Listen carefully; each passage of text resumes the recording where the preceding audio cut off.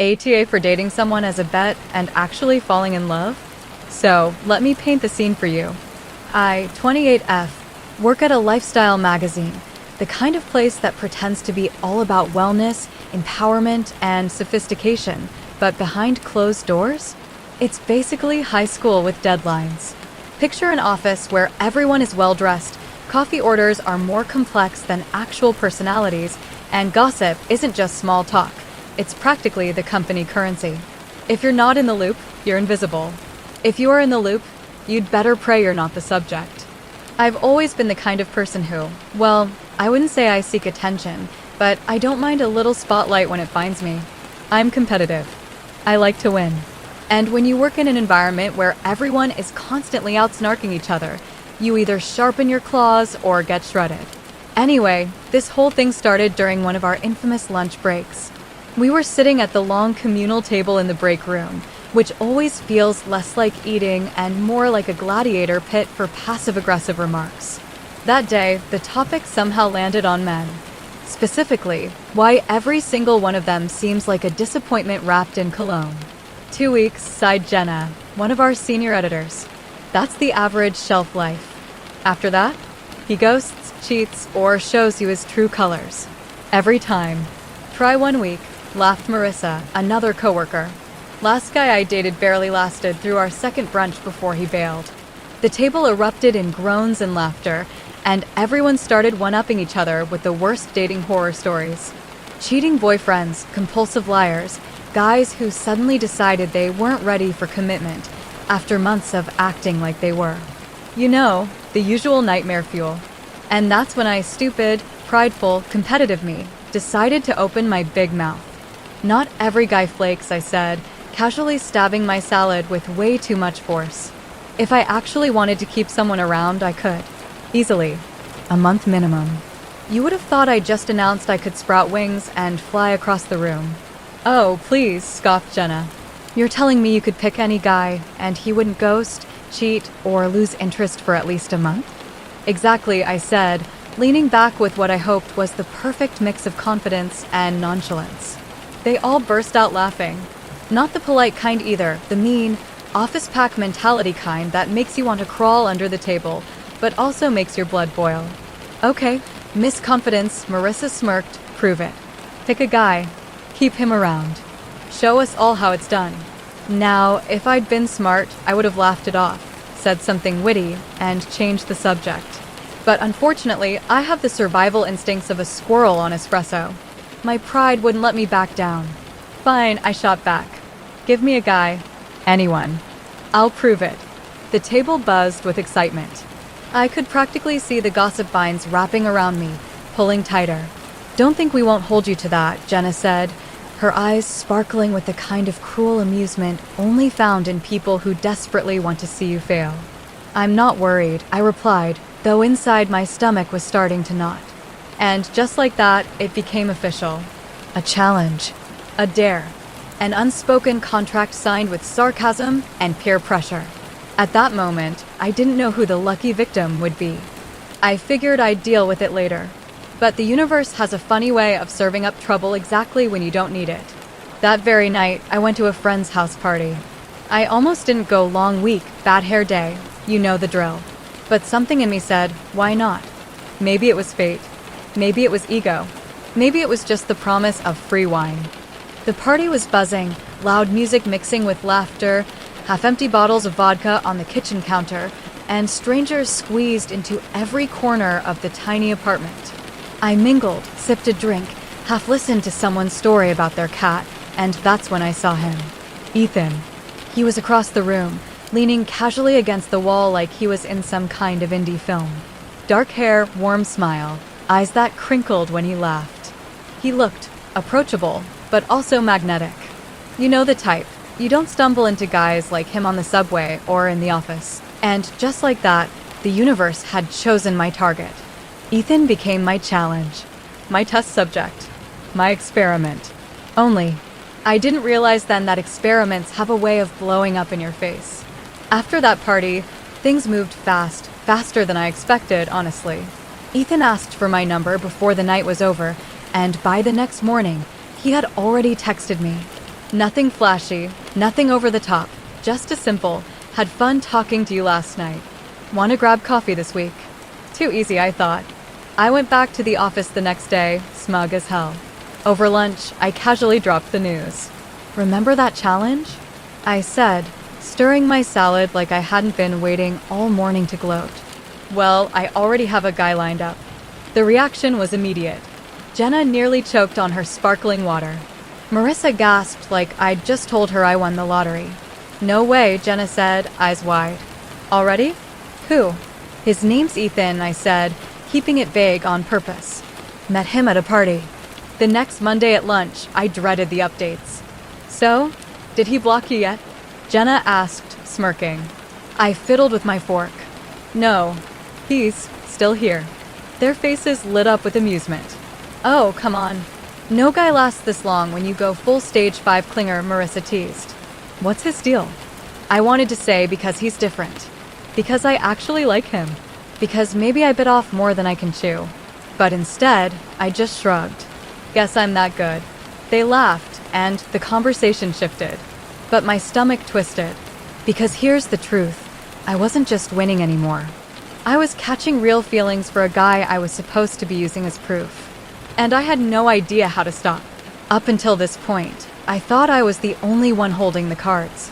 I had my office audience, my little experiment, my carefully curated updates. But life, apparently, had other plans. Because here's where things got wild.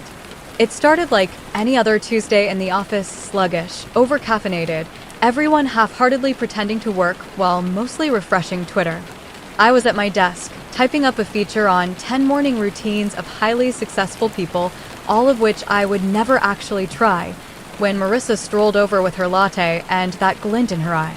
Got a minute? She asked casually, but her tone screamed I have tea. I pushed my chair back, trying to act uninterested. Sure. What's up? She perched on the edge of my desk, lowered her voice, and said, So you know your guy? Ethan? My heart skipped. Yeah, what about him? She grinned, clearly savoring every second. Let's just say, he might be playing a little game of his own. I laughed way too loudly. What are you talking about? Marissa leaned in closer. My roommate's cousin knows him. They run in the same social circle. And apparently, Ethan has this reputation. He never makes it past 10 dates with anyone. Ever. His friends actually tease him about it. One of them even bet him he couldn't keep a girlfriend for longer than that. 10 dates. That's his wall. I froze. The room around me kept humming the clack of keyboards, the whir of the printer, but all I could hear was Marissa's words echoing in my head. He has a bet too. I tried to laugh it off, to keep my mask in place. So what? He's just bad at commitment? That doesn't mean anything. But Marissa raised an eyebrow. Come on. You don't think it's funny? You're over here proving you can keep a guy for a month, and he's over there trying to prove he can last 10 dates. It's like you're both playing games, and neither of you knows it. She laughed and walked off, leaving me stunned in my chair. I wanted to dismiss it as gossip. Office rumors were our specialty, after all. But the way she said it, the smug certainty, the specific number, gnawed at me. I kept replaying our dates in my head, looking for clues. The way he smiled, the way he dodged certain questions, the way he sometimes seemed almost amused, like he was in on some private joke. Could it be true? Was Ethan testing me too? That night, we went on date number 4. Dinner at this trendy little tapas place downtown. He looked good, too good. The kind of good that makes you question your entire wardrobe. And as we laughed over shared plates, I couldn't stop overanalyzing everything. When he reached for the check, was it genuine or part of his performance? When he brushed my hand, was it chemistry or strategy? I caught myself staring at him, and he tilted his head. What's on your mind? I forced a smile. Nothing. Just thinking about work. Lie. Big lie. Inside, I was spiraling. If Marissa was right, then Ethan wasn't just a target. He was a player in his own experiment, which meant neither of us was actually in control. And the worst part? I was starting to fall for him anyway. If the beginning of this story was a game, then this was the moment the board flipped. Up until now, I'd been juggling 2 lives, The office spectacle, where my coworkers waited breathlessly for my next Ethan update, and my real life, where I was falling harder for him than I ever meant to. It was messy, but I thought I could control it. I thought I could keep the two worlds separate. But the thing about secrets is, they don't stay buried. Not when other people are holding the shovel. It happened on a Friday night. Ethan had just left my apartment after our 7th date. Yes, I was keeping count now, even though I told myself I wasn't. He kissed me goodnight, soft and lingering, the kind of kiss that makes your knees a little unreliable. I closed the door with a smile plastered on my face, thinking, maybe this is real. Maybe I can come clean eventually. Then my phone buzzed. A notification. Instagram. A DM request. I opened it and my stomach dropped. It was Ethan. Or rather, it was Ethan's profile picture at the top of the message thread. But the message wasn't from him. It was from one of my coworkers, let's call her Lydia, the kind of friend who thrives on chaos. She had forwarded him screenshots.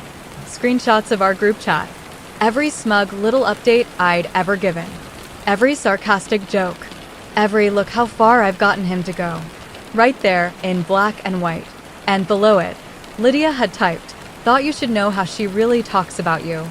I couldn't breathe. My hands shook so badly I nearly dropped the phone. Within minutes, Ethan texted, we need to talk. I wanted to throw up. He came back the next day. No yelling, no dramatic storming in. He just stood there, quiet, his eyes scanning me like he was trying to reconcile two versions of me, the girl who laughed at his jokes and the girl who treated him like a science project. Finally, he held up his phone. So, this is what I am to you? Updates for your coworkers? A running joke. I stammered, desperate. Ethan, it's not well.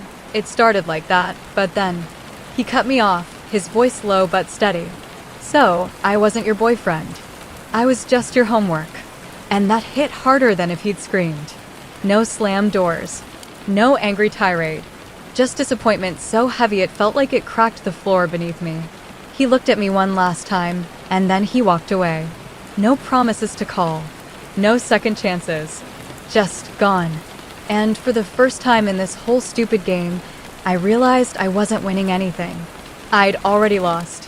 When Ethan walked out, I told myself he just needed space. A day, maybe two. That he'd come back once he cooled off, and we'd talk it through like adults. But space stretched into silence. My calls went unanswered. My texts stayed on, delivered. His social media went dark, no new posts, no story updates. He was gone, not just from my apartment, but from my whole world. And the cruel thing was, life kept moving around me. At the office, the gossip mill churned harder than ever. My friends leaned in with their smug little smiles, whispering things like, guess he didn't last after all, or, well, that's karma. They treated my heartbreak like entertainment, like I was just another story to dissect over salads and sparkling water. Meanwhile, I was unraveling. I replayed everything, every date, every joke, every kiss, trying to pinpoint the exact second where I could have chosen differently, where I could have stopped the game before it swallowed me whole. And then came the kicker. A week later, I found out the truth. It was Jenna, of all people, who let it slip. We were in the break room, and she made some offhand remark like, honestly, I'm surprised he lasted as long as he did, considering he knew. I froze. Knew what? She looked at me, eyes widening like she'd said too much. Oh, you didn't know. My stomach dropped. Know what, Jenna? But on the other hand, he wasn't innocent either. He knew. He could have walked away. He could have confronted me. He could have spared me this spiral of guilt and longing. But he didn't. He played his own game. And in the end, we both lost. Every night, I scroll through our old texts, rereading the stupid memes we sent each other, the little inside jokes we built. I stare at the unanswered messages piling up. Please talk to me. I'm sorry. I was an idiot. I didn't mean to hurt you. And it's like screaming into a void. My friends call it karma. They say I got exactly what I deserved. And maybe they're right, but when I close my eyes, I don't see karma.